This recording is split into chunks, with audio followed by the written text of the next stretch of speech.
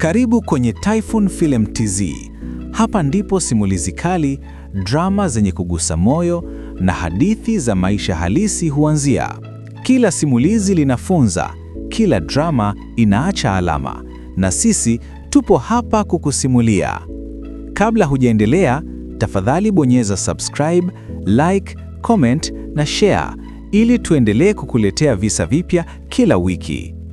Kipaji kikiwa na mpango hakikosi mlango. Subscribe kwa mengi zaidi.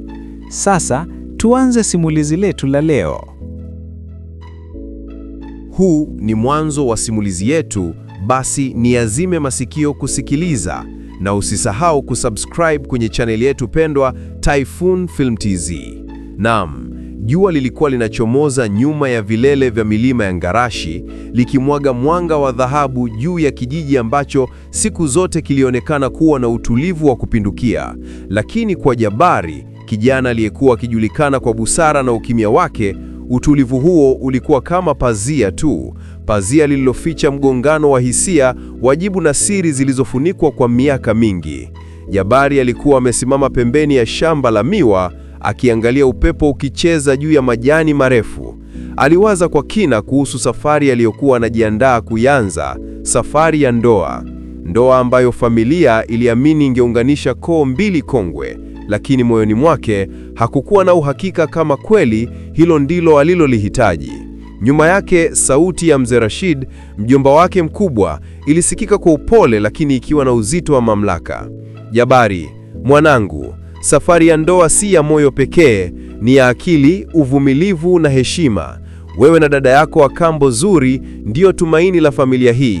Maneno hayo yalizunguka kichwani mwake kama upepo mkali.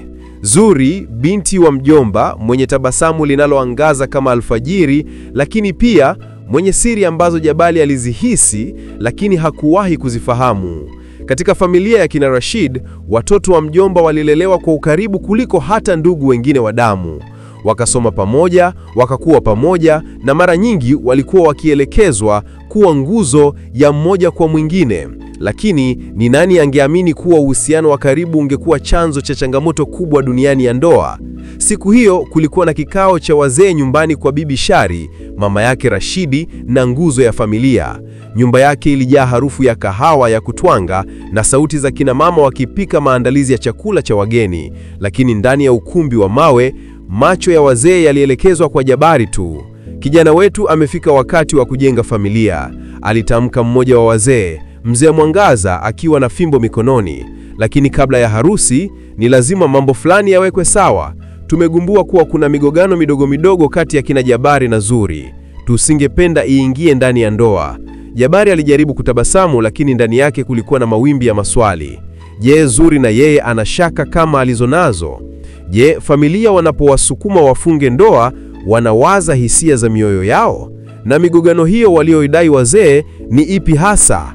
Alipotoka nje kidogo ili kupata hewa, alimkuta Zuri amesimama karibu na mwarobaini. Macho yake yalionekana kuzungumza zaidi kuliko midomo yake. Jabari alisema kwa sauti ya upole, tunaenda kwenye safari ambayo sijui kama wewe au mimi tumejiandaa. Aligeuka kumtazama. Hapo ndipo simulizi lao lilipoanza. Si simulizi la mapenzi tu, bali la visingiti, la majukumu ya kifamilia, la maamuzi magumu na safari ya kujiuliza kama kweli watoto wa mjomba wanaweza kuvuka misukosuko ya ndoa bila kupoteza udugu wao. Na wakati wakizungumza kwa sauti ya chini chini, macho ya watu wengine wawili pia yalikuwa yanaangalia kutoka mbali.